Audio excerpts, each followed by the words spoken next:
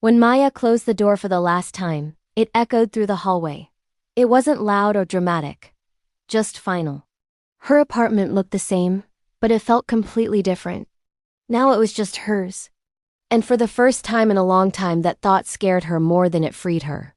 The first night alone was the hardest. She scrolled through old photos she'd promised herself she wouldn't look at anymore.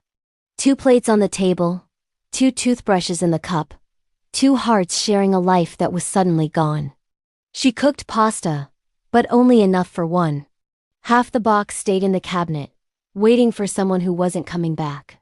Every ordinary thing felt strange. Single. That word used to sound like freedom.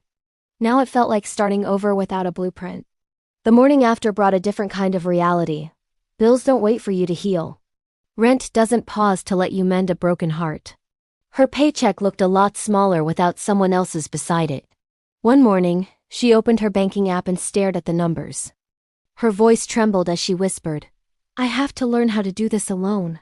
Not just emotionally, but financially." So she grabbed a notebook and drew 3 large circles across the page. She labeled them: needs, wants, and growth. 3 buckets. 3 lifelines. This was her breakdown and her way forward. She listed everything: rent, groceries, phone, car. These were the needs, the non-negotiables for survival. Then came the softer things: streaming services, takeout nights, new clothes she didn't really need. These were the wants, joy, but not essentials.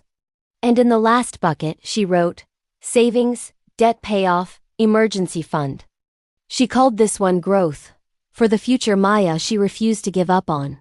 She totaled her spending. The numbers were clear. Her wants were eating her alive.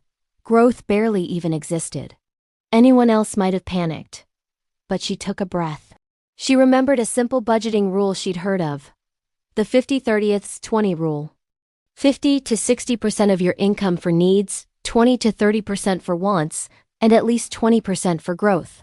It was a map, a direction. Her reality wasn't even close. So she made a plan. She downsized from the big 2-bedroom apartment to a cozy studio filled with sunlight. She learned to make meals that lasted for days and paused subscriptions she wasn't using. She chose walks in the park over trips to the mall, and library books over late-night online shopping. This wasn't about deprivation, it was about redirection. Every month, she checked her percentages again. Every month, she got closer to that balance. Her wants shrank, her needs stabilized, and her growth bucket slowly but surely started to climb. Her first goal was 10% in 3 months. Then 15% in 6. A year later, she hit 20%, and finally had breathing room. Slowly, survival turned into control. But it wasn't just about the money. She started journaling again. She decorated her new apartment in her style, not their style. She laughed louder. She took herself to the movies. And out to dinner, not as a replacement for someone else, but as a celebration of herself. She was learning who she was without another person in the frame. And she was starting to like the view. One morning, sunlight streamed through the blinds and she woke up smiling. Not because life was perfect, but because she had earned her peace. She checked her bank account. Savings were growing. Bills were paid. There was breathing room. She looked around her apartment. It was still quiet, but it no longer felt empty. This wasn't a story about heartbreak anymore.